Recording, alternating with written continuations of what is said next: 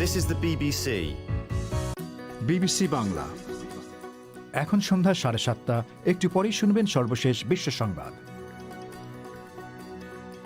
আপনারা বিবিসি শুনছেন ঢাকায় FM 100, সিলেটে 88.8, রংপুরে 88.8। আপনারা যেখানে আছেন বিবিসি আপনার সাথেই আছে।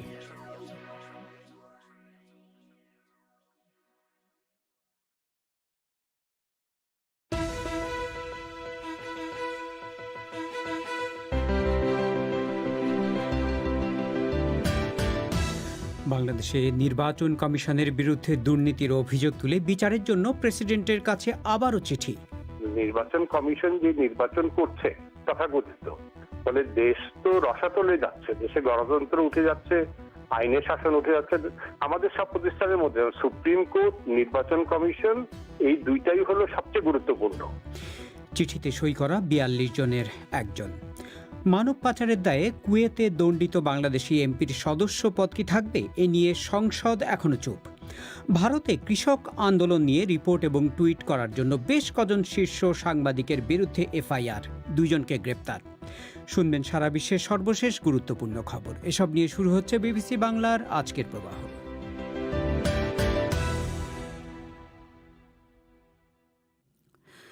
রেডিওতে, শর্টওয়েভ এবং বাংলাদেশের বিভিন্ন শহরগুলোতে FM প্রচার তরঙ্গ ছাড়াও বিবিসি বাংলার এই অধিবেশন শুনতে পাচ্ছেন ইন্টারনেটে লাইভ। আমাদের ওয়েবসাইটের ঠিকানা www.bbcbangla.com। আজকের প্রবাহে আপনাদের স্বাগত জানাচ্ছি শাকিল আনোয়ার। বাংলাদেশে নির্বাচন কমিশনের বিরুদ্ধে গুরুতর অসদাচরণ এবং দুর্নীতির অভিযোগ তুলে 42 জন বিশিষ্ট নাগরিক আরেকটি চিঠি দিয়েছেন রাষ্ট্রপতির কাছে। সুপ্রিম জুডিশিয়াল কাউন্সিল গঠন করে এসব অভিযোগের তদন্ত করে শাস্তির সুপারিশ করেছেন তারা। একই বিষয়ে এবং একই দাবিতে প্রেসিডেন্টের কাছে এটা তাদের দ্বিতীয় চিঠি 1.5 মাসের মধ্যে।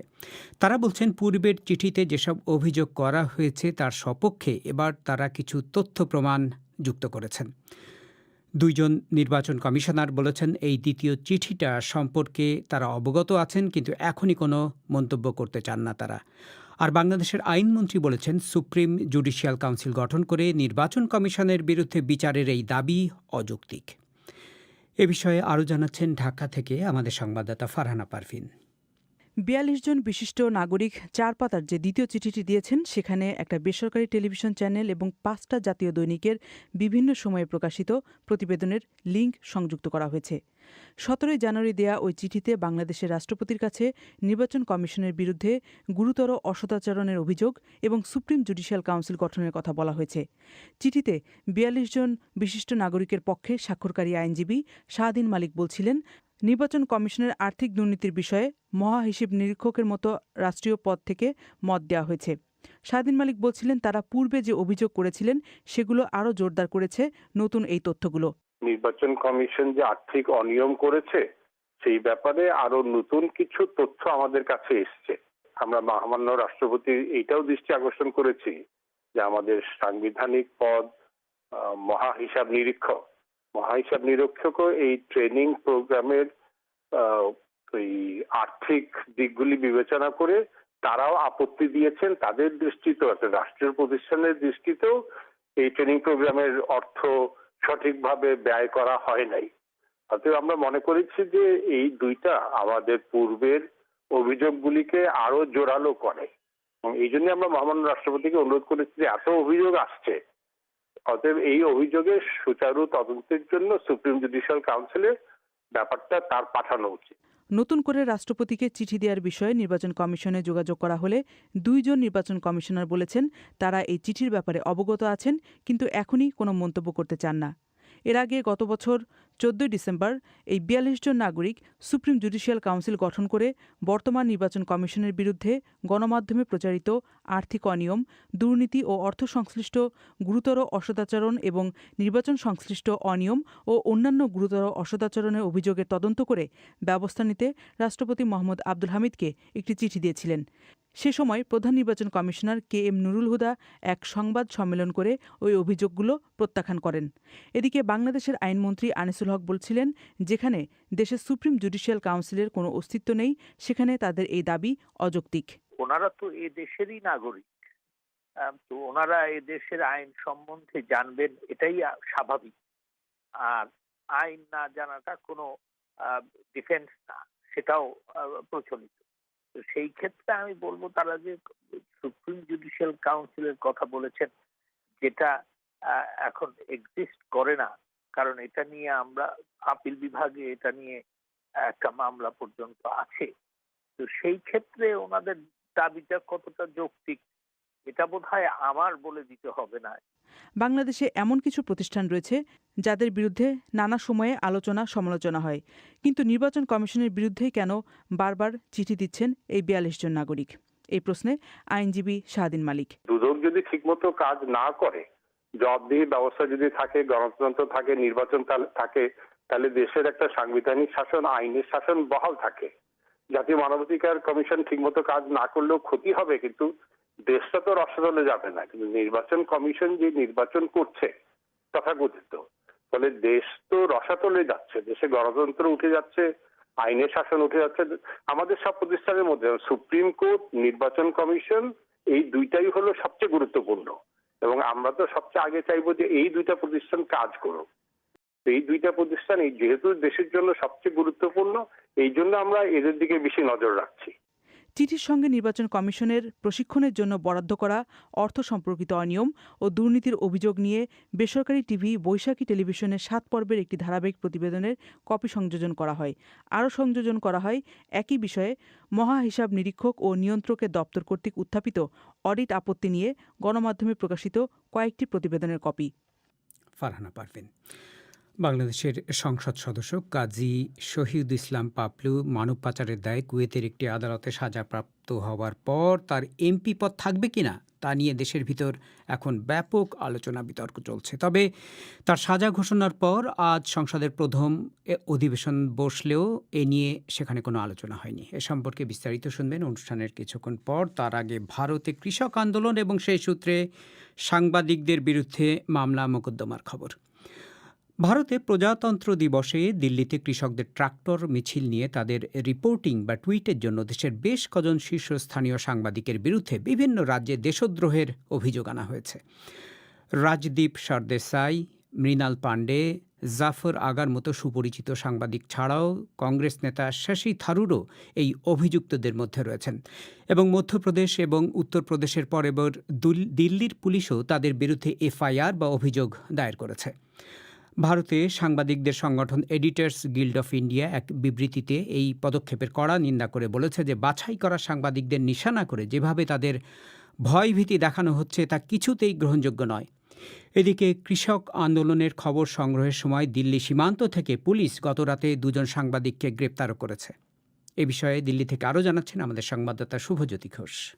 গত ২৬শে জানুয়ারি দিল্লিতে কৃষকদের ট্রাক্টর র্যালি চলাকালীন শহরের আইটিও এলাকায় একজন কৃষকের মৃত্যু নিয়ে রাজদীপ সরদেশাই ও দেশের আরও কয়েকজন সাংবাদিক যা রিপোর্ট করেছিলেন তার জন্য তাদের চরম ভোগান্তি চলছে অব্যাহতভাবে। রাজদীপ সেদিন টুইট করেন, প্রত্যক্ষদর্শীরা তাকে বলেছেন পুলিশের গুলিতেই ওই কৃষকের মৃত্যু হয়েছে, কিন্তু পরে জানা যায় আসলে ট্রাক্টর উল্টে এক দুর্ঘটনায় ওই ব্যক্তি মারা গিয়েছিলেন, এবং কয়েক ঘণ্টার মধ্যে রাজদীপ সেই টুইট মুছে দিলেও এর জন্য দেশের বিভিন্ন রাজ্যের পুলিশ তার বিরুদ্ধে দেশদ্রোহের মামলা রুজু করেছে। একই অভিযোগে অভিযুক্তদের মধ্যে আছেন ন্যাশনাল হেরাল্ড গোষ্ঠীর সিনিয়র সম্পাদক মৃণাল পাণ্ডে, দ্য ক্যারাভেন ম্যাগাজিনের পরেশনাথ ও অনন্তনাথ, কওমি আওয়াজের সম্পাদক জাফর আগা প্রমুখ। All of us who have been in the field, who have covered conflict, who have traveled, who have been on the road, and not just in the studios, know. Editors guild of ইন্ডিয়ার president সীমা মুস্তাফা বলছিলেন, আমরা যারা বছরের পর বছর ফিল্ডে নেমে সংঘর্ষ, দাঙ্গা, জাতি সংঘাত ইত্যাদি কভার করেছি, তারা জানি প্রত্যক্ষদর্শীদের বয়ানের ওপর কিভাবে আমাদের নির্ভর করতে হয়। তাতে কখনো যে ভুলভ্রান্তি হয় না তা নয়, আর এখানে সেরকম ভুল হয়েছে কিনা তাও বলা যায় না, কিন্তু তাই বলে দেশদ্রোহের চার্জ? এই দেশদ্রোহ আইনটাই বহু বছর আগে তুলে দেওয়া উচিত ছিল, আর সেটা না করে সরকার সেটাকে সাংবাদিকদের ভয় দেখানোর কাজে লাগাচ্ছে, যাতে তারা কিছু লেখার আগে দুবার ভাবতে বাধ্য হয়। This is only being done to intimidate, harass, victimize. তবে অভিযোগকারীরা পাল্টা যুক্তি দিচ্ছেন, এইসব ব্যক্তির ডিজিটাল ব্রডকাস্ট ও সোশ্যাল মিডিয়া পোস্টের কারণেই সেদিন রাজধানীর বুকে সহিংসতা ছড়িয়ে পড়েছিল। উত্তরপ্রদেশের নয়ডাতে এমনই একজন সাধারণ মানুষের অভিযোগের ভিত্তিতে পুলিশ এফআইআর নিয়েছে। দিল্লি পুলিশের অভিযোগপত্র বলা হয়েছে, এদের মিথ্যা, বিভ্রান্তিকর ও ভুল তথ্য প্রচারের কারণেই হিংসা উস্কানি পেয়েছিল। অমিত মালভিয়ার মতো বিজেপি নেতারাও সোশ্যাল মিডিয়াতে রাজদীপ সরদেশাইদের ক্রমাগত আক্রমণ করে চলেছেন। বিভিন্ন দক্ষিণপন্থী নিউজ চ্যানেলেও চলছে এই সাংবাদিকদের বিরুদ্ধে লাগাতার প্রচারণা। क्योंकि दंगा फैलाने में राजदीप सरदेसाई तो सबसे आगे रहते हैं और इन्होंने अपने ट्वीट में लिखा। দিল্লিতে জনপ্রিয় ইউটিউবার সুমন পান্ডে যেমন বলছেন, পুলিশের গুলিতে মৃত্যুর এত বড় মিথ্যা কথা বলে রাজদীপ সরদেশাই একটা দাঙ্গা বাঁধিয়ে দিলেন, যেমনটা তিনি প্রায়ই করেন। অথচ সেটা ডিলিট করার সময় কোনো ভুল স্বীকার নয়, ক্ষমা চাওয়া নয়, একেবারে চোরের মতো চুপচাপ সেটা মুছে দিলেন। चुपचाप चोरों की तरह जो हमेशा हरकत करते हैं, उन्होंने ट्वीट को डिलीट कर दिया। তবে ভারতের প্রধান সাংবাদিক সংগঠনগুলো প্রায় সবাই একজোট হয়েই তাদের অভিযুক্ত সহকর্মীদের পাশে দাঁড়িয়েছেন। सरकारों के साथ पत्रकारों की कभी मित्रता नहीं होती। हम उनको आईना दिखाते हैं। अगर कोई पत्रकार किसी पॉलिटिशियन। দিল্লির জাতীয় প্রেস ক্লাবে এক প্রতিবাদ সভায় ইন্ডিয়ান উইমেন প্রেস কোরের সাধারণ সম্পাদক ভেনিতা পান্ডে যেমন বলছিলেন, সরকারের সাথে সাংবাদিকদের আসলে কখনো বন্ধুত্ব হয় না, তাদের আয়না দেখানোই আমাদের কাজ। কোনো সাংবাদিকের সঙ্গে যদি কোনো রাজনীতিকের মিত্রতা হয় বা কেউ যদি সরকারের খুব ঘনিষ্ঠ হয়ে পড়ে, সেটাকে সমস্যা হিসেবেই দেখা উচিত। আমাদের সরকার সেটা বুঝেও না বোঝার ভান করছে, আর কেউ সমালোচনা করলেই আইনের অপব্যবহার করে তাদের ভয় দেখাচ্ছে। সিপিজের পরিসংখ্যান তো বলছে, সাংবাদিকদের জেলে পড়ার ক্ষেত্রে ভারতও খুব শিগগিরই তুরস্ক, সৌদি, মিশর বা চীনের সঙ্গে এক কাতারে চলে আসবে। और मुझे लगता है कि अब भारत उस लिस्ट में बहुत जल्दी शामिल हो जाएगा। ভারতে এক ঝাঁক শীর্ষ সাংবাদিকের ওপর যখন গ্রেপ্তারির খাঁড়া ঝুলছে, তখন গতরাতে দিল্লি সীমান্তে সিংঘুতে কৃষক আন্দোলন কভার করার সময় মনদীপ পুনিয়া ও ধর্মেন্দ্র সিং নামে দুজন সাংবাদিককেও দিল্লি পুলিশ তুলে নিয়ে যায়। সারা রাত লকআপে আটক রাখার পর এদিন সকালে তাদের ছেড়ে দেওয়া হয়েছে। শুভজ্যোতি ঘোষ, দিল্লি থেকে। বাংলাদেশে ফেসবুক আজ কি কি নিয়ে সরগরম, এ নিয়ে শুনবেন অনুষ্ঠানের কিছুক্ষণ পর। তার আগে সংক্ষিপ্ত বিশ্ব সংবাদ পুলক গুপ্তের কাছে। রাশিয়ায় আটক বিরোধী নেতা আলেক্সেই নাভালনির মুক্তির দাবিতে সরকারি নিষেধাজ্ঞা অবজ্ঞা করে বিভিন্ন শহরে হাজার হাজার মানুষ বিক্ষোভ করেছে। রাশিয়ার বিভিন্ন মিডিয়া বলছে, এখন পর্যন্ত 1000-এরও বেশি লোককে গ্রেপ্তার করা হয়েছে। এক সপ্তাহ আগে এরকম বিক্ষোভে যোগ দেওয়ার জন্য যত মানুষকে গ্রেপ্তার করা হয়েছিল, এই সপ্তাহান্তে আটকের সংখ্যা তার 4 গুণ। মস্কো থেকে বিবিসির একজন সংবাদদাতা বলছেন যে বিক্ষোভকারীদের সাথে পুলিশের অনেকটা ইঁদুর বেড়াল খেলা চলছে। পুলিশ ধাওয়া দিলেই লোকজন পালাচ্ছে, কিন্তু একটু পর আবার জড়ো হচ্ছে। আগামী মাসে সাবেক মার্কিন প্রেসিডেন্ট ডোনাল্ড ট্রাম্পের ইমপিচমেন্ট অর্থাৎ সেনেটে বিচারের জন্য তার পক্ষে আইনজীবীদের যে দলটি প্রস্তুতি নিচ্ছে, তাদের মধ্যে অন্তর্কলহ শুরু হয়েছে। বিভিন্ন খবরে বলা হচ্ছে, মিস্টার ট্রাম্পের আইনজীবী দলের 2জন সিনিয়র সদস্য বুচ বাওয়ার্স এবং ডেবোরা বারবেরি নিজেদের প্রত্যাহার করে নিয়েছেন। এছাড়া আরও 3 জন আইনজীবীও চলে গিয়েছেন। কোনো কোনো সূত্র বলছে, কৌশল নিয়ে আইনজীবীদের মধ্যে বড় রকম মতভেদ তৈরি হয়েছে। 8ই ফেব্রুয়ারি কংগ্রেসে এই ইমপিচমেন্টের শুনানি শুরু হওয়ার কথা। চীনের উহান শহরে জ্যান্ত পশু পাখির যে বাজারে প্রথম করোনা ভাইরাস শনাক্ত হয়েছিল, বিশ্ব স্বাস্থ্য সংস্থার একটি তদন্ত দল সেটি সরেজমিনে দেখতে গিয়েছিলেন। হিমায়িত খাদ্য কিভাবে সংরক্ষণ করা হয় তা দেখতে তদন্তকারীরা ওই শহরের একটি হিমাগারে গিয়েছিলেন। চীনা সরকার দাবি করে যে করোনা ভাইরাসের উৎপত্তি অন্য কোনো দেশে এবং আমদানি পণ্যের মাধ্যমে তা চীনে ঢুকেছে। ডব্লিউএইচওর তদন্ত কাজে চীন সরকার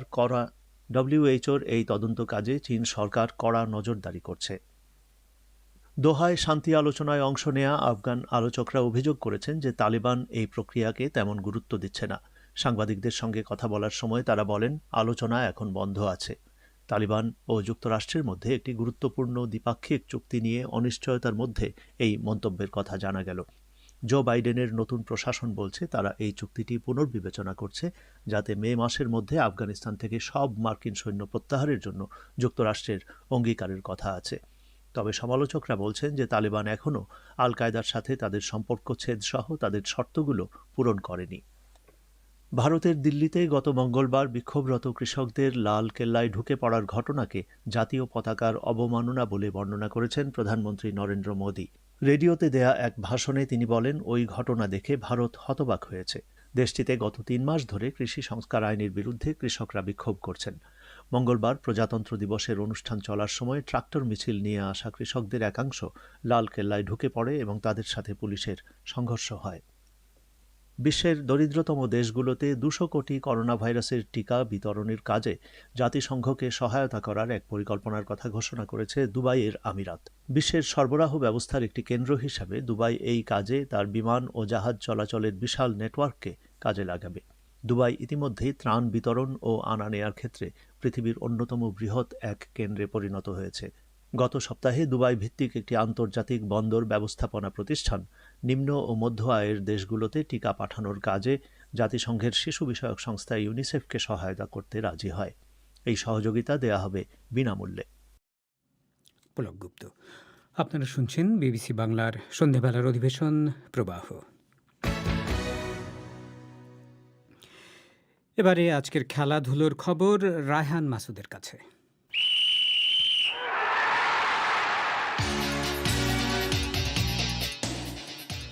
খেলার খবর পড়ছি রায়হান মাসুদ। মানবতা ও সামাজিক যোগাযোগ মাধ্যম জঘন্য অবস্থায় আছে বলে একটি টুইট করেছেন ম্যানচেস্টার ইউনাইটেডের স্ট্রাইকার মার্কাস রাশফোর্ড। তিনি লেখেন, তিনি কালো এবং তিনি প্রতিদিন এই পরিচয় নিয়ে গর্বের সাথে বাঁচেন। গত বুধবার শেফিল্ড ইউনাইটেডের সাথে হারের পর এক্সেল টুনাজেবে, অ্যান্থনি মার্শিয়াল ও মার্কাস রাশফোর্ডের সামাজিক যোগাযোগ মাধ্যমে বর্ণবাদী নানা মন্তব্য করে ফুটবল দর্শকরা। সোমবার যুক্তরাজ্য সরকার বর্তমান ও সাবেক ফুটবলারদের একটি আলোচনা টেবিলে বসেন। সেখানে বৈষম্য ও বর্ণবাদ ঠেকাতে নিজেদের অভিমত ব্যক্ত করেন নিজ নিজ জায়গা থেকে। মার্কাস রাশফোর্ড ফুটবল মাঠের বাইরেও যুক্তরাজ্যে স্কুলে শিশুদের জন্য বিনামূল্যে খাবারের ক্যাম্পেইনের জন্য বেশ বিখ্যাত। তিনি এজন্য প্রশংসা কুড়িয়েছেন। এছাড়া ব্রিটিশ রাজপরিবারের MBE অ্যাওয়ার্ড পেয়েছেন। আর্সেনালের সাথে গতরাতে একটি গোলশূন্য ড্র করেছে ম্যান ইউনাইটেড। বাংলাদেশের ক্রিকেটারদের নিয়ে গঠিত বিসিবি একাদশ ও ওয়েস্ট ইন্ডিজ একাদশের মধ্যকার 3 দিনের একটি প্রস্তুতি ম্যাচ ড্র হয়েছে আজ। ওয়েস্ট ইন্ডিজ একাদশ প্রথম ইনিংসে 257 এবং দ্বিতীয় ইনিংসে 291 রান তোলেন। তাদের ব্যাটসম্যানরা দীর্ঘ সময় উইকেটে থাকার অনুশীলন করেছেন। বিসিবি একাদশ প্রথম ইনিংসে 160 রানে গুটিয়ে যায়। কোনো ব্যাটসম্যানই 50 করতে পারেননি 2 ইনিংস ব্যাট করেও। ওদিকে সিলেটে বাংলাদেশের নারী ক্রিকেট দল একটি প্রস্তুতি ক্যাম্প সম্পন্ন করেছে। বাংলাদেশের সাবেক অধিনায়ক জাহানারা আলম বলেন, তারা দ্রুত আন্তর্জাতিক ক্রিকেটে ফিরতে চান। অবশ্যই মুখিয়ে আছি, কারণ এন্ড অফ দ্য ডে আন্তর্জাতিক ক্রিকেটটাই কিন্তু আমাদের কাছে মেইন পার্ট। আমরা দেশের জন্য রিপ্রেজেন্ট করি, দেশের জন্য খেলি। সো আমার বিশ্বাস যে এখান থেকে যে প্রিপারেশন নিয়ে আমরা স্টেপ বাই স্টেপ এগিয়ে যাচ্ছি এবং সামনে যে টুর্নামেন্টগুলো আছে অবশ্যই খুব ইম্পর্টেন্ট আমাদের জন্য, বাংলাদেশ ওমেন্স টিমের জন্য, এবং আমরা চেষ্টা করব যে ওই টুর্নামেন্টগুলোয় ভালোভাবে জয় আনার জন্য। শহীদ আফ্রিদি ঘোষণা দিয়েছেন আরও 1-2 বছর নানা দেশের লিগে খেলা চালিয়ে যেতে চান তিনি। উপমহাদেশের ক্রিকেটের অন্যতম তারকা ক্রিকেটার এখন আনুষ্ঠানিকভাবে প্রায় 41 বছর বয়সী। এখন তিনি আবুধাবি T10-এ খেলছেন। সেখানে একটি ম্যাচ সেরাও হয়েছেন তিনি। ওদিকে কোভিড-19 থেকে সেরে উঠেছেন ইংল্যান্ডের ক্রিকেটার মঈন আলী। টেস্টের 200তম উইকেট পাওয়ার দ্বার প্রান্তে দাঁড়িয়ে তিনি। 2019 অ্যাশেজের পর তার ইংল্যান্ডের হয়ে খেলার আর সুযোগ হয়নি। শ্রীলঙ্কায় কোনো টেস্টেই মাঠে নামতে পারেননি মঈন আলী। 33 বছর বয়সী এই অলরাউন্ডার বলেন, আমি কখনোই চাইব না কারো কখনো কোভিড হোক। তিনি বলেন, 14 দিন হোটেল রুমে বন্দি থাকা খুবই কঠিন ছিল। বিশেষত শেষ 4 দিন তিনি সুস্থ বোধ করছিলেন। তবুও তাকে হোটেল রুমেই থাকতে হয়েছে নিয়ম মানার জন্য। আজ রাতে ইউরোপিয়ান ফুটবলে বেশ কয়েকটি ম্যাচ রয়েছে। লা লিগায় মুখোমুখি হবে কাদিজ ও অ্যাটলেটিকো মাদ্রিদ। বাংলাদেশ সময় রাত 2টায় মুখোমুখি হবে বার্সেলোনা ও অ্যাথলেটিক বিলবাও। ইংলিশ প্রিমিয়ার লিগে লেস্টার সিটি ও লিডস ইউনাইটেডের ম্যাচ আছে বাংলাদেশ সময় রাত 8টায়। 10:30 ওয়েস্ট হ্যাম ইউনাইটেড ও লিভারপুল মুখোমুখি হবে। বাংলাদেশ সময় রাত 1:15 ব্রাইটন ও টটেনহাম হটস্পার মুখোমুখি হবে। রায়হান মাসুদ। আপনি কি শর্টওয়েভ রেডিওতে বিবিসির ইংরেজি অনুষ্ঠান শোনেন? অনুষ্ঠান কি পরিষ্কার শুনতে পান? যদি না পান তাহলে সমস্যাটা একটু বুঝিয়ে বলবেন। এখানে কি অন্য একটি স্টেশনে অনুষ্ঠান চলে আসছিল, নাকি যান্ত্রিক কোনো গোলযোগের শব্দ শোনা যাচ্ছিল? আপনি কোন এলাকা থেকে শুনছেন, কয়টার সময় এবং শর্টওয়েভের কোন তরঙ্গে শুনছিলেন? এসব জানিয়ে আমাদের কাছে এই ঠিকানায় লিখুন, worldservice.letters@bbc.co.uk। আবার বলছি, শর্টওয়েভে বিবিসির ইংরেজি অনুষ্ঠান শুনতে কোনো অসুবিধা হলে বিস্তারিত জানিয়ে এই ঠিকানায় লিখুন, worldservice.letters@bbc.co.uk। আপনারা শুনছেন বিবিসি বাংলার সন্ধ্যাবেলার অধিবেশন প্রবাহ। বাংলাদেশের সংসদ সদস্য কাজী শহীদ ইসলাম পাপলু মানব পাচারের দায়ে কুয়েতের একটি আদালতে সাজাপ্রাপ্ত হওয়ার পর তার এমপি পদ থাকবে কিনা তা নিয়ে দেশের ভিতর এখন ব্যাপক আলোচনা, তর্ক বিতর্ক চলছে। বিশেষ করে সোশ্যাল মিডিয়া এ নিয়ে সরগরম। সাজা ঘোষণার পর আজ রোববার সংসদের প্রথম অধিবেশন বসলেও এ নিয়ে সেখানে কোনো আলোচনা হয়নি। তবে সরকার এবং বিরোধী দলীয় দুজন সাংসদ বিবিসিকে বলেছেন, যেহেতু তার অপরাধের কারণে সাজা হয়েছে, তাই নীতিগতভাবে তার সংসদ সদস্য পদ থাকার কোনো সুযোগ নেই। আর একজন আইন বিশেষজ্ঞ বলেছেন যে দেশে বা দেশের বাইরে যেখানেই সাজা হোক না কেন, বিষয়টি আমলে নিয়ে ব্যবস্থা নেওয়ার বিধান রয়েছে সংসদের এবং সেটা শিগগিরই করা উচিত। এ বিষয়ে বিস্তারিত জানাচ্ছেন ঢাকা থেকে আমাদের সংবাদদাতা মুন্নি আক্তার। সম্প্রতি বাংলাদেশের লক্ষ্মীপুর ২ আসনের এমপি কাজী শহীদ ইসলাম পাপুলের বিরুদ্ধে অর্থ ও মানব পাচারের মামলায় ৪ বছরের কারাদণ্ড ও ৫৩ কোটি টাকার বেশি জরিমানা করে রায় দেয় কুয়েতের একটি আদালত। এ ঘটনার পর বাংলাদেশের সংসদে সদস্য হিসেবে তার পদ থাকবে কিনা সে বিষয়ে আলোচনা শুরু হয়। তার বিরুদ্ধে সাজা হওয়ার পর আজ প্রথম সংসদ অধিবেশন বসলেও এ বিষয়ে কোনো আলোচনা হয়নি। সংসদীয় স্থায়ী কমিটির সভাপতি এবং আওয়ামী লীগের সাংসদ আব্দুল মতিন খসরু বলেন, আইন অনুযায়ী দেশ কিংবা দেশের বাইরে কোনো সাংসদের বিরুদ্ধে সাজার রায় হলে তার নির্বাচনে অংশ নেওয়ার যোগ্যতা থাকে না। একই কারণে সাংসদ পদে থাকারও যোগ্যতা থাকে না তার। এ কারণেই এমপি কাজী শহীদ ইসলাম পাপুলের বিরুদ্ধে ব্যবস্থা নিতে আলোচনা চলছে বলেও জানান আব্দুল মতিন খসরু। দেশে হোক বিদেশে হোক, convicted person by the court of law সে দেশে আদালতে হয়েছে। এখন পার্লামেন্টে উনি কনভিক্টেড হয়েছেন, উনি সংসদে আসার সুযোগ নাই। যদি উনি সিলেট কোর্ট থেকে জামিন পান তাহলে অন্য কথা, এমনি ভাবে তার কোনো সুযোগ। তিনি কোন আইনের দ্বারা বা অধীন অনুরূপ নির্বাচনের জন্য অযোগ্য ঘোষিত হইলে নির্বাচন যদি না করতে পারেন তাহলে নির্বাচিত হবে হইয়া এমপি থাকার কোনো নৈতিক এখতিয়ার থাকে। তবে বাংলাদেশের অন্যতম প্রধান বিরোধী দল বিএনপির সাংসদ রুমিন ফারহানা অভিযোগ করেছেন যে শুরু থেকেই সাংসদ পাপুলের বিরুদ্ধে অভিযোগের বিষয়টি সংসদে ধামাচাপা দেওয়ার প্রচেষ্টা ছিল। তবে এখন যেহেতু অভিযোগ প্রমাণিত হয়েছে এবং সাজাও দেয়া হয়েছে, তাই এ বিষয়ে ব্যবস্থা নেওয়ার আর কোনো বাধা থাকলো না বলে মনে করেন তিনি। তবে তার সাংসদ পদ থাকা না থাকার পুরো বিষয়টি এখনও সংসদের উপরেই নির্ভর করবে বলে জানান রুমিন ফারহানা।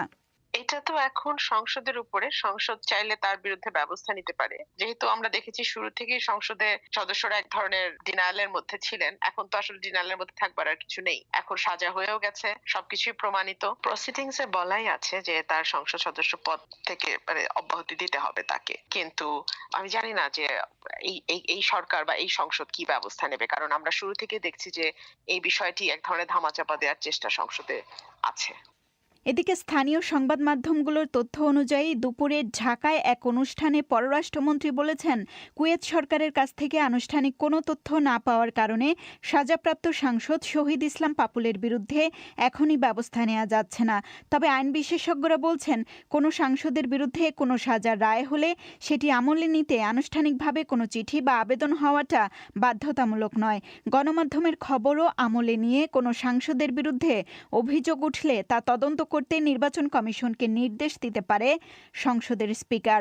সুপ্রিম কোর্টের আইনজীবী খুরশিদ আলম খান বলেন, সংবিধান অনুযায়ী কোনো সাংসদের বিরুদ্ধে নৈতিক স্খলনজনিত কারণে 2 বছর বা তার বেশি সাজা হলে তিনি সংসদ সদস্য পদে অযোগ্য হবেন এবং পরবর্তী 5 বছর কোনো নির্বাচনে অংশ নিতে পারবেন না। এ কারণে তার সাংসদ পদ বাতিলের বিষয়ে সংসদের এখনই ব্যবস্থা নেওয়া উচিত বলে মনে করেন আইন বিশেষজ্ঞ মিস্টার খান।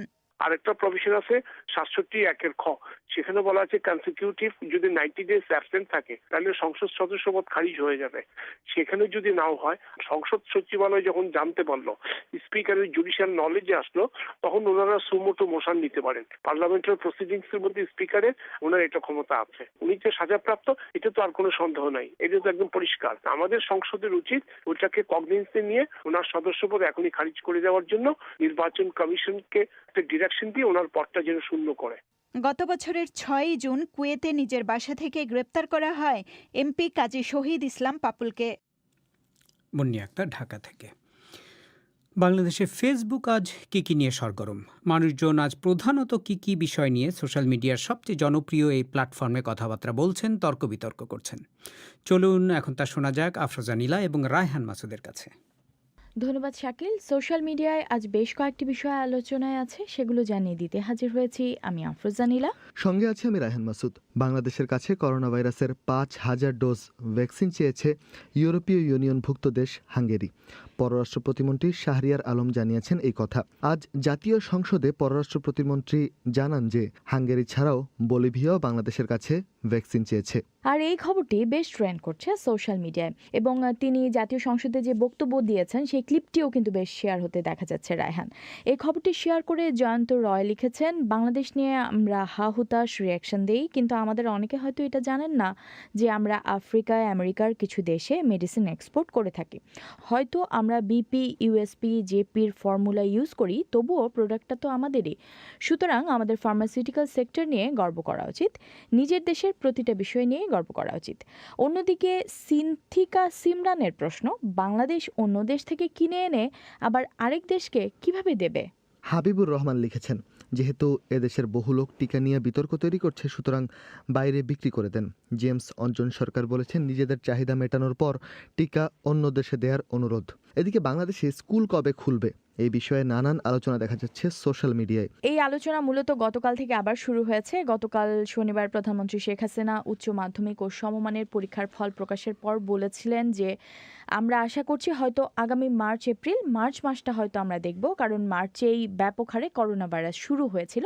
এটি তার মন্তব্য ছিল, এবং এরপরে অনেকে এই প্রশ্ন করেছেন প্রধানমন্ত্রী কি স্কুল মার্চেও বন্ধ রাখার ইঙ্গিত দিলেন। এরকম প্রশ্নের পাশাপাশি এটাও দেখা যাচ্ছে যে বিবিসি বাংলার ফেসবুক পাতাতেও অনেকে এরকম কমেন্টও করেছেন যে এপ্রিল মাসে রোজা হবে, তাহলে তখন কি হবে? তাহলে কি ঈদের পর শিক্ষা প্রতিষ্ঠান খুলবে?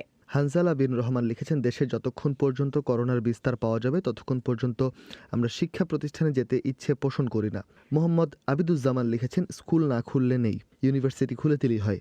এনএম মনিরুল ইসলাম লিখেছেন, দেশের হাজারো ছেলেমেয়ে কোনোদিন আর স্কুল কলেজে যাওয়ার সুযোগ পাবে না, কারণ ইতিমধ্যে অনেক ছেলে পড়ালেখা বাদ দিয়ে বিভিন্ন কাজে ঢুকে পড়েছে, আর মেয়েরা শ্বশুরবাড়ি গিয়ে সংসার শুরু করেছে। আনোয়ারুল ইসলামের মন্তব্য, এই 1 বছরের লেখাপড়ার ক্ষতি 10 বছরেও পুষানো যাবে না। বাংলাদেশের সবকিছু চলছে স্বাভাবিক নিয়মে, শুধু স্কুল কলেজ ছাড়া। অনামিতা রহমান লিখেছেন, শিক্ষা প্রতিষ্ঠান খোলার কোনো প্রয়োজন নেই, সবার একটা স্মার্টফোনের ব্যবস্থা করেন আর কিছু মানসিক হাসপাতাল তৈরি করেন। আর আমি একটা চশমার দোকান দিব, মোবাইল টিপতে টিপতে এই জাতির চোখে ঝাপসা দেখলে আমার চশমার ব্যবসাও ভালো যাবে। অনেকেই নানা ধরনের তুচ্ছ তাচ্ছিল্য বা ব্যঙ্গ করেছেন, আবার অনেকে যুক্তি দিয়ে দুই পক্ষেই কথা বলেছেন। হ্যাঁ, দু ধরনের মন্তব্য দেখা যাচ্ছে, তবে এটা ঠিক এই কনসার্নটা কিন্তু অনেকের মধ্যেই আছে যে শিশু শিক্ষার্থীরা তারা সারাক্ষণ স্ক্রিনের সামনে বসে ক্লাস করছেন, সেটা তাদের চোখের উপরও ব্যাপক প্রভাব ফেলছে। একই সাথে বাসায় থেকে যে মানসিক চাপটা তৈরি হয় সেটাও।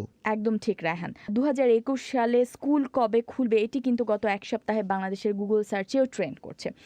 এদিকে বাংলাদেশের স্বতন্ত্র সংসদ সদস্য কাজী শহীদ ইসলাম পাপুল আজও ট্রেন্ডিং। অর্থ মানব পাচারের মামলায় কুয়েতের একটি আদালত তাকে 4 বছরের কারাদণ্ড দেওয়ার পর থেকে তাকে নিয়ে নানান ধরনের আলোচনা দেখা যাচ্ছে সোশ্যাল মিডিয়ায়। বিশেষ করে আওয়ামী লীগের যুগ্ম সাধারণ সম্পাদক মাহবুবুল আলম হানিফ গতকাল বলেছেন, পাপুল বিএনপি আমলে যে অর্থ আয় করেছিল সেই আয় দিয়েই স্বতন্ত্র প্রার্থী হিসেবে বিবেচিত।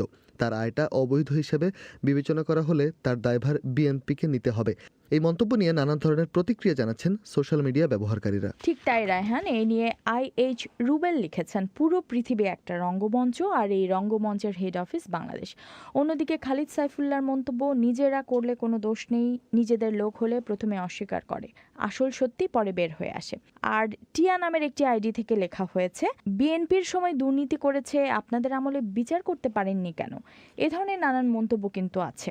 ওদিকে দিল্লিতে আন্দোলনরত কৃষকদের অবস্থান নেওয়া এলাকায় মোবাইল ইন্টারনেট সংযোগ বিচ্ছিন্ন করে দিয়েছে ভারত সরকার। এই খবরটিও আছে বেশ আলোচনায়। এ নিয়ে আলী আহমদ লিখেছেন, কৃষি উন্নয়ন দেশ ভারত, কৃষকদের পাশে থাকতে হবে মোদিকে। ফিরোজ আলমের মন্তব্য, ভারতকে টুকরো টুকরো করতে যা যা প্রয়োজন তাই তো করছে মনে হচ্ছে। অন্যদিকে মুস্তাফিজ রহমান লিখেছেন, বাংলাদেশ থেকে ভারত এমন একটা শিক্ষা নিয়ে কাজে লাগিয়ে দিল। তো এসবই ছিল সোশ্যাল মিডিয়ায় আলোচিত খবরগুলো নিয়ে আমাদের আজকের আপডেট। ধন্যবাদ সঙ্গে থাকার জন্য। আফরোজানিলা, রায়হান মাসুদ। অধিবেশন শেষ করার আগে খবরের প্রধানাংশগুলো আপনাদের আরেকবার জানিয়ে দিচ্ছি। বাংলাদেশের নির্বাচন কমিশনের বিরুদ্ধে দুর্নীতির অভিযোগ তুলে বিচারের জন্য প্রেসিডেন্টের কাছে আবারও চিঠি পাঠিয়েছেন 42 জন বিশিষ্ট নাগরিক। ভারতে কৃষক আন্দোলন নিয়ে রিপোর্ট এবং টুইট করার জন্য বেশ কজন শীর্ষ সাংবাদিকের বিরুদ্ধে FIR দায়ের করেছে পুলিশ। 2 জনকে গ্রেপ্তার করা হয়েছে। আর রাশিয়ায় আটক বিরোধী নেতা আলেক্সি নাভালনির মুক্তির দাবিতে সরকারি নিষেধাজ্ঞা অবজ্ঞা করে বিভিন্ন শহরে হাজার হাজার মানুষ আজও বিক্ষোভ করেছেন। এরই সাথে শেষ করছি আজকের প্রবাহ। আমাদের পরবর্তী অধিবেশন শুনবেন আজই বাংলাদেশের সময় রাত 10:30, ভারতে 10টায় শুনবেন আশা করে। আমি শাকিল আনোয়ার এখনকার মতো এখানেই বিদায় চাইছি।